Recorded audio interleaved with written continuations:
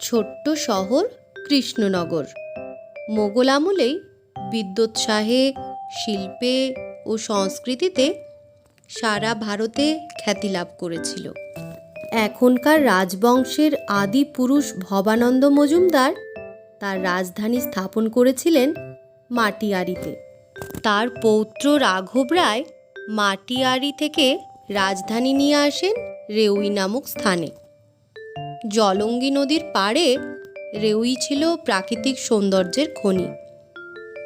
অরণ্য শোভিত পরিমণ্ডলে গাছে গাছে ঘুরত ময়ূর, তলায় চড়ে বেড়াতো হরিণ। স্বয়ং জাহাঙ্গীর সেই শোভা দেখতে এসে শিবির স্থাপন করেন।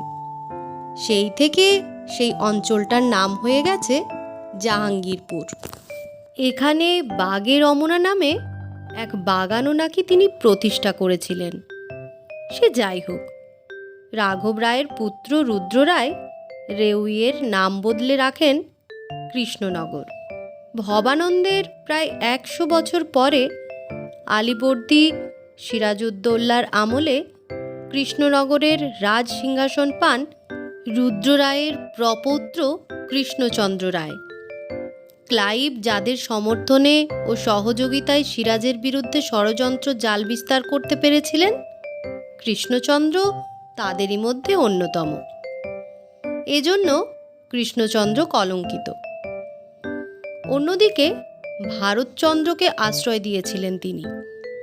রায়গুণাকর উপাধিতে ভূষিত করেছিলেন। রামপ্রসাদকে সাহায্য করতেন রাজা। তার রাজসভা বিদ্যোৎসাহে, হাস্যরসোজ্জ্বল পরিবেশে সর্বদা ঝলমল করত। আকবর বাদশাহ বা লক্ষণ সেনের মতো তাঁর সভাতেও রত্নসভা ছিল। সে রত্নের অন্যতম রত্ন গোপাল। আসল উপাধি তার লুপ্ত হয়ে গেছে। অবিরাম কৌতুক সৃষ্টির আগ্রহে গোপাল যে সবসময় মার্জিত থাকত এমন নয়, বরং তার বহু রসিকতায় একটু স্থূল, একটু অমার্জিত। এজন্য অতুল তাৎক্ষণিক বুদ্ধি ও বাক চাতুর্যের অধিকারী হয়েও গোপাল চিরকাল ভাঁড়ই থেকে গেল। বলা যায় না, ওই সময় কৃষ্ণনগর রাজবাড়ির পরিমণ্ডলেই হয়তো ছিল সেই স্থূলতা। ভারতচন্দ্র রায়গুণাকরের অন্নদামঙ্গল ও বিদ্যাসুন্দর কাব্যেও রয়েছে এরই ছাপ। স্বয়ং গোপাল বিদ্যাসুন্দর সম্পর্কে 2টি মন্তব্য করেছিল। একদিন ভারতচন্দ্র আলোর জন্য কাব্যের পাণ্ডুলিপি একটু কাত করে ধরে পড়েছিলেন। গোপাল হা হা করে উঠল, সোজা করুন কবি, সোজা করুন। থতমত খেয়ে ভারতচন্দ্র কাব্যখানি সোজা করলেন। গোপাল বলল, কাত করলে রস যে গড়িয়ে পড়বে। আর একদিন কাব্যপাঠের পর সবাই আলোচনায় মেতে উঠেছেন। ভারতচন্দ্র সে আলোচনা শুনতে শুনতে পুঁথিখানা শালুতে মুড়তে ভুলে গেছেন। গোপাল চেঁচিয়ে উঠল, করেন কি, করেন কি কবি? ঢাকুন ঢাকুন, এখনই মাছি বসবে। হয়তো তাই পরিবেশটাই ছিল পচন ধরা অথচ রসালো। তাই গোপালের বাকচাতুর্যে এবং ক্রিয়ায় যে রস গড়িয়ে পড়েছে, তার যেন স্থূলতা, গ্রাম্যতা, ঠিক তেমনই সরসতা। গোপাল সেই যুগেরই প্রতিভু। তবে গোপাল সম্পর্কে আর একটা কথাও না বলে উপায় নেই। তা হলো এই যে গোপাল খাঁটি বাঙালি। 16 আনা বাংলাদেশ তার মধ্যে বিমূর্ত। ইউরোপীয় শিক্ষার সংস্পর্শে তা আন্তর্জাতিক হয়নি। গোপালের রসিকতা শুনলেই বোঝা যায়। সেজন্য গোপালকে ভাঁড় বলে বিদ্রূপ করলে তা আমাদের গায়েই ফিরে এসে লাগে। গোপাল যদি ভাঁড়, ভাঁড় আমরা সবাই। ভাঁড় আমাদের পূর্বপুরুষেরা। শহর কৃষ্ণনগর এবং রাজবাড়ি থেকে বেশ খানিকটা দূরে জলঙ্গি, যেখানে পূবমুখী যেতে যেতে হঠাৎ উত্তরে বাঁক নিয়েছে। সেখানে এক ছোট্ট গ্রাম ঘূর্ণি। এখানে বাস করত কৃষ্ণনগরের মৃৎশিল্পীরা। তাদেরই প্রতিবেশী এক নাপিত পরিবারে গোপালের জন্ম। তার বাবা বিশিষ্ট কোনো গুণের অধিকারী ছিলেন বলে জানা যায় না। কিন্তু ছেলেবেলা থেকেই গোপাল যেন ভাঁড় হবার জন্যই প্রস্তুত হয়েছে। তখন তার বয়স বছর 4। কাপড় পরনে থাকে না। সেকালের বাংলাদেশের অনেক শিশুই উলঙ্গ থাকত। তবু গোপালকে কাপড় পরিয়ে ভদ্র করে এক ভোজসভায় নিয়ে গিয়েছিল তার ঠাকুরদা। সকলের খাওয়া শেষ। গোপাল তখনও খেয়ে চলেছে। একজন অসহিষ্ণু হয়ে বলে উঠলেন, কই, গোপাল খাওয়া হলো? গোপাল উঠে দাঁড়ালো, কাপড়খানা গুছিয়ে বলল, কই হলো? ওই যে পায়ের আঙুল দেখা যায়। অর্থাৎ খাওয়ার ফলে ভুঁড়ি উঁচু হয়ে যতক্ষণ পর্যন্ত পায়ের আঙুল আড়াল করে না দেবে ততক্ষণ পর্যন্ত খাওয়া শেষ হবে না। তার খাওয়া শেষ হওয়ার ব্যাখ্যা শুনে সকলে হো হো করে হেসে উঠল। সেই অসহিষ্ণু ব্রাহ্মণও হাসলেন, বললেন, ঢ্যাপেই এই, কালে কালে যে কেউটে হবি বাবা। এবার হাসির পালা গোপালের ঠাকুরদার। বললেন, আশীর্বাদ করুন ঠাকুর মশাই। ঢোড়া ঢ্যামনারা যেন ওর সামনে মাথা তুলে দাঁড়াতে না পারে। আর একটু বড় হয়েছে গোপাল, ঠাকুরদা গত হয়েছেন। বাবার শরীরও ভালো নয়। পাঠশালায় যাতায়াত চলছে গোপালের, কিন্তু পড়াশোনায় আদৌ মন নেই। তবু বাপের তাড়নায় যেতে হয়। পড়ার চাইতে শেথোদের সঙ্গে নানান মশকরাতেই আনন্দ তার। কিন্তু পণ্ডিত মশাই ছাড়বেন কেন? যদুনাথকে বললেন, মার তো হারামজাদাকে, জোড়া পায়ে 1 লাথি। সঙ্গে সঙ্গে কাঁদো কাঁদো ভঙ্গিতে গোপাল বলল, পারবে কেন পণ্ডিত মশাই, আপনি বরং কায়দাটা ওকে শিখিয়ে দিন। বলেই পণ্ডিত মশাই বুঝেছিলেন ভুলটা। জোড়া পায়ে লাথি মারতে গেলে যে মারতে যাবে সেই পড়ে যাবে। কিন্তু তাই বলে গোপালের ওই পিত্তি জ্বালানো কথায় আরও চটে গেলেন তিনি। তবে রে বলে বেত উঁচিয়ে যেই তাড়া করলেন, অমনি গোপাল হাওয়া। তারপর 2 দিন গোপালের দেখা নেই। 3য় দিনে চণ্ডীতলার কাছে গোপালের সঙ্গে দেখা। পণ্ডিত মশাই ডাকলেন। ডাক শুনেই গোপাল চোঁচা দৌড়। এবার পণ্ডিত মশাই ঘাবড়ে গেলেন। একটি ছাত্র কমে যাওয়ায় কম ক্ষতি নয়। রাজার বৃত্তিতে সংসার চলে না। ছাত্রদের দেওয়া অর্থের অংশ কমা মানে সংসারে টান ধরা। পণ্ডিত মশাই গোপালের বাড়ির দিকেই চললেন। পথেই গোপালের বাবার সঙ্গে দেখা। তিনি বললেন, না না পণ্ডিত মশাই, পড়া ছাড়াবো কেন? আমি যতদিন বেঁচে আছি গোপাল পড়বে। আনন্দে পণ্ডিত মশাই গোপালের বাবাকে বললেন, শতায়ু হও বাপ, শতায়ু হও। শতায়ু হলেও গোপাল যে 80 বছর ধরে তার কাছে পড়তো না, এটা বোধ হয় পণ্ডিত মশাই হিসেব করলেন না। যাই হোক, গোপাল পরদিন এলো পাঠশালায়। পণ্ডিত মশাই তার কান আঁকড়ে ধরতে গেলেন, পারলেন না। কানে জব জবে তেল মাখিয়ে এসেছে গোপাল। চুল ধরবারও উপায় নেই। পাঠশালায় ভর্তি হওয়া থেকেই ছোট্ট ছোট্ট করে চুল কাটে। অতএব হাতটাই চেপে ধরলেন তিনি।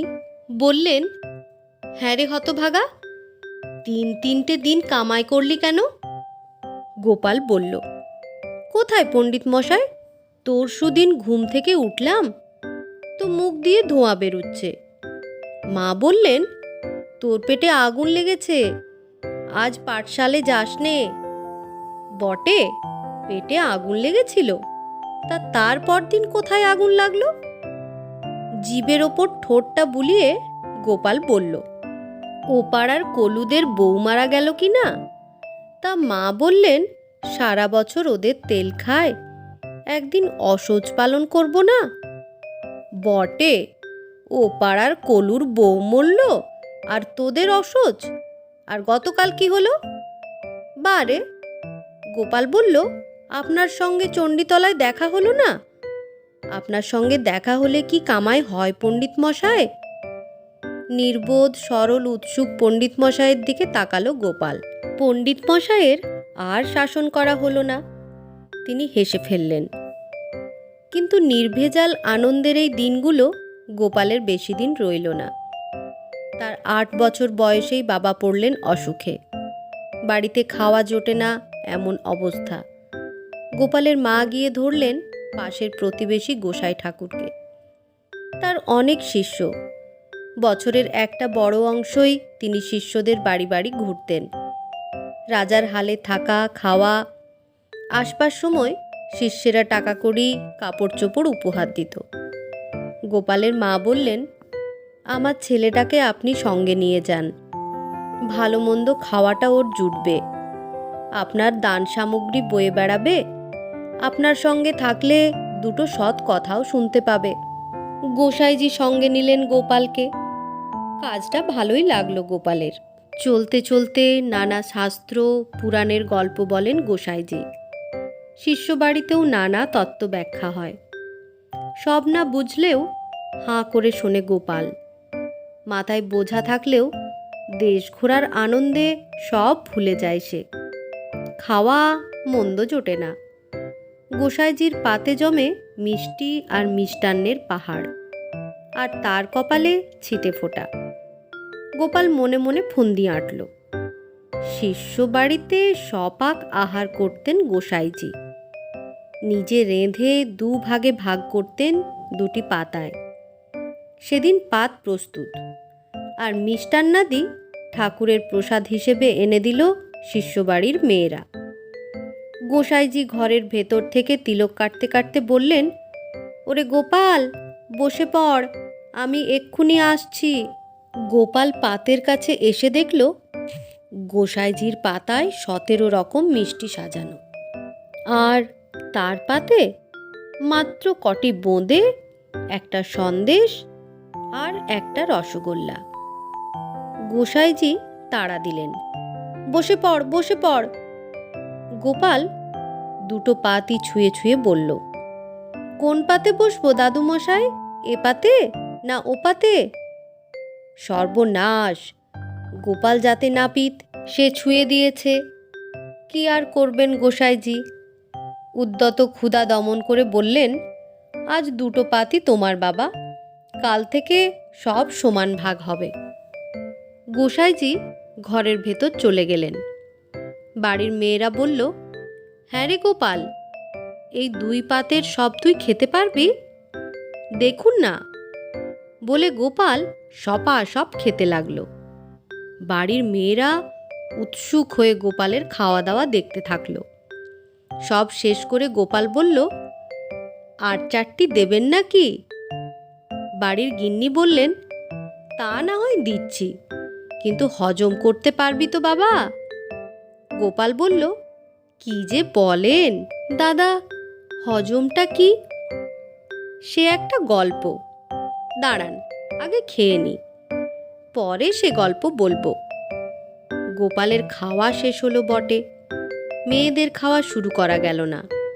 6-7 জনের খাবার কম। আবার কিছু রেঁধে মেয়েরা বসলো খেতে। গোপালের কাছে গল্প শুনতে বসলো সবাই সেই সন্ধেবেলা। দাদা, হজমের ছোট্ট গল্প। একদিন এক জায়গায় হজমের গল্প হচ্ছে। একজন বলল, দেওঘরের জলে যা হজম হয় না, এই খায় আবার খিদে, দিনে 24-25 বার খেতে হয়। তাতে আরেকজন বলল, আমাদের মামার বাড়িতে একটা কুয়োর জলে যে হজম হয়, 5-7 গায়ের লোক লাইন দিয়ে সেই জল নিয়ে যায়। অঞ্চলের ডাক্তার বদ্যির পসার নষ্ট। এই গল্প শুনে আরেকজন বললেন, হজমের কথাই যদি বললে, তবে বলতে হয় আমার পিসির পিসশ্বশুরের ভাইয়ের বাড়ির লেবু গাছের কথা। তার 1 ফোঁটা রস খেলে সারা জীবন আর বদ হজম হয় না। খুব সাবধান হয়ে ব্যবহার করতে হয়। শ্রোতারা বলল, কেন কেন? বক্তা বলল, শোনো তবে। লেবুর হজমের কথা শুনে 3 গ্রাম পর থেকে এক বউ বদ হজমের রুগী তার স্বামীকে সঙ্গে করে এসেছিল পিসির পিসশ্বশুরের ভাইয়ের গ্রামের এক আত্মীয় বাড়িতে। চাকর এসে লেবু চেয়ে নিয়ে গেল। রাতের বেলা একটা পাথরের ওপর ছুরি দিয়ে লেবু কেটে দাদাবাবুকে খেতে দিল। সকালবেলা উঠে দেখে টেবিলের উপর ছুরিটা নেই। কেউ নিয়েছে ভেবে এসে দেখে যে পাথরখানার ওপর রেখে লেবু কেটেছিল সেটাও নেই। হঠাৎ চমকে উঠল চাকরটা। তবে কি লেবুর রসে ছুরি পাথর সব হজম হয়ে গেছে? সঙ্গে সঙ্গে ছুটল দাদাকে দেখতে। গিয়ে দেখল বিছানায় দাদার জামা কাপড় পরে আছে, দাদা নেই। সে ডুকরে কেঁদে উঠল। বউটি ছুটে এলো, বলল, কি হয়েছে রে? চাকর কেঁদে বলল, বৌদি, দাদা হজম। বাড়ির মেয়েরা তো বটেই, পাশের ঘরের গোসাইজি পর্যন্ত হো হো করে হেসে উঠলেন। মেয়েরা চেপে ধরল, আরও কটা গল্প বলো গোপাল। গোপাল বলল, আমি গাঁয়ের লোক, লেখাপড়া শিখিনি। আমার কাছে ভালো গল্প কি পাবেন মা ঠাকরুনরা? তবে গায়ে গঞ্জে হাজার মজার গল্প ছড়িয়ে আছে। তারই আর একটা গল্প বলি। মা ঠাকরুনরা কচুরি খেয়েছেন তো? তখন শহরের মিঠাইয়ের দোকানে সবে কচুরি বানানো শুরু হয়েছে। গায়ের দুটি লোক শহরে এসেছে শহুরে মজা দেখতে। যা দেখে তাতেই মজা। ঢুকলো মিঠাইয়ের দোকানে, কচুরি নিয়ে অবাক। ছোটজন বললে, কি তাজ্জব ব্যাপার! দেখেছো খুড়ো, ওপরে আটার খোলস, ভেতরে কেলাই ডাল। কিভাবে বানালে ভাবো তো খুড়ো? খুড়ো বলল, ইতে তাজ্জব কি আছে, বুঝলি নে? খেতে কলাই আর গম একসঙ্গে বুনছে। কলাইয়ের শক্ত খোসা ভাঙতে পারেনি, গম নরম, ওর চারদিকে জড়িয়ে গেছে। তারে ভেজে বলছে কচুরি। কেন, গম কলাই ভাজা বললে কি হয়? মেয়েরা তো হেসেই লুটোপুটি। বলে, আর একটা গল্প বলো গোপাল। গোপাল বলে, এক শহুরে চালিয়াতের সঙ্গে গ্রামের চালিয়াতের দেখা। শহুরে চালিয়াত বলল, কোথায় যাচ্ছ ভায়া? গ্রামের চালিয়াত বলল, যাচ্ছি নবাবের দরবারে। তুমি কোথায় যাচ্ছ বলো তো শুনি? শহুরে চালিয়াত বলল, যাচ্ছিলাম তোমার বাড়িতে, তোমায় সাবধান করে দিতে। গ্রামের চালিয়াত বলল, কেন, কিসের সাবধান? শহুরে চালিয়াত বলল, দরবারে গেলেই তোমাকে নবাবের মেয়ের সঙ্গে বিয়ে দিয়ে দেবে। ভালোই তো, এতে সাবধান করা কিসের? এ পর্যন্ত ভালোই, কিন্তু তারপরেই কি? তারপরেই ঘ্যাচাং, কেটে ফেলবো। এরকম 108 জন কাটতে পারলেই নবাব একেবারে বাদশা হয়ে যাবেন। শুনে গায়ের চালিয়াত হো হো করে হেসে উঠল। বলল, ঠকলে ঠকলে, আমাকে নবাব ডাকেননি, আর দরবারেও যাচ্ছি না, সব বানিয়ে বলেছি। শহুরে চালিয়াত বলল, আমি কি সত্যি বলেছি ভাবছ? আমিও বানিয়ে বলেছি। দুজনেই হেসে উঠল। ভাব হলো দুজনের। এক পথে হেঁটে চলেছে দুজন, নানা গল্প বলছে আর মনে মনে ভাবছে কি করে অন্যকে জব্দ করা যায়। এমন সময় এক বাজারে এলো তারা। একটা লোক মস্ত এক কাঁঠাল বিক্রি করতে এনেছে। অনেক কষ্টে লোকটাকে রাজি করিয়ে 2 পয়সা দিয়ে তারা কিনলো কাঁঠালটা। তারপর ছায়া দেখে এক গাছতলায় খেতে বসলো। খেতে বসেই শহুরে চালিয়াত বলল, হ্যাঁ ভাই, তোর বাপ মরল কিভাবে বলতো? গ্রামের চালিয়াত বলল, সে ভাই অনেক বৃত্তান্ত, কত যে রোগ হয়েছিল কি আর বলবো, কত ডাক্তার বদ্যি, কত খরচপাতি। তারপর জিজ্ঞেস করলো শহুরে চালিয়াত। গ্রামের চালিয়াত বলল, তারপর দিন দিনই শরীর খারাপ হতে থাকলো, ঘ্যান ঘ্যানে স্বভাব হয়ে গেল, শুয়ে থাকতে থাকতে পিঠে ঘা হয়ে গেল, শেষে আর কথাও বলতে পারতো না, শুধু তাকিয়ে তাকিয়ে দেখত। শহুরে চালিয়াত বলল, আহা। তারপর গ্রামের চালিয়াত কি যেন বলতে যাচ্ছিল, কিন্তু হঠাৎ তার খেয়াল হলো যে কাঁঠালের অর্ধেকের বেশি খেয়ে ফেলেছে শহুরে চালিয়াত। গল্প বলতে বলতে সে এক আধ কোয়া খেয়েছে মাত্র, এখনো সময় আছে, ওকে যদি গল্পে মাতিয়ে দেওয়া যায়। সে বলল, তারপর আর কি, বাবা মারা গেলেন। কিন্তু তোর বাবা কিভাবে মারা গেলেন? শহুরে চালিয়াত বলল, আমার বাবা, বলে কত করে এক কুয়া টেনে নিয়ে বলল, ফুলল আর মরল, বলে সমান টানে কাঁঠালের কুয়া গালে পুড়ে চলল। গ্রামের চালিয়াত বুঝল সে হেরে গেছে, সে তককে তককে রইল, এবার জিততেই হবে। খেয়ে দেয়ে গল্প করছে ওরা। গল্প বলতে বলতে শহুরে চালিয়াত কথা প্রসঙ্গে বলে ফেলল, জানিস, আমার ঠাকুরদার না এত গরু ছিল যে সেই গরুগুলো দোয়ানের জন্য কয়েকটা গোয়ালার গ্রাম বসাতে হয়েছিল। গ্রামের চালিয়াত বলল, কয়েক গ্রাম গোয়ালা? কেন, কত গরু? তা ধর, একটা লোক ক্রমাগত দুইয়ে গেলে শেষ গরুতে পৌঁছাতে পৌঁছাতে প্রথম গরু আবার বাচ্চা দিত। গ্রামের চালিয়াত বলল, তা আমার ঠাকুরদাও কমা লোক ছিলেন না, তার একটা মস্ত বড় মই ছিল। সন্ধেবেলা সেটা আকাশের গায়ে ঠেসান দিয়ে তিনি তারা টারাগুলো ঠিকঠাক করে দিতেন। শহুরে চালিয়াত বলল, যা, অত বড় মই হয় নাকি? হলেও বা রাখতেন কোথায়? কেন, তোর ঠাকুরদার গোয়ালে? বিশ্বাস না হয় তোর ঠাকুরদাকে জিজ্ঞেস করে আয়। সবাই মিলে হো হো করে ফাটানো হাসি হেসে উঠল।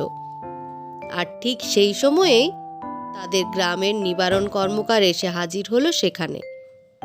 বলল, গোপাল, এখুনি তোকে আমার সঙ্গে রওনা হতে হবে, তোর বাবার অবস্থা খুব খারাপ।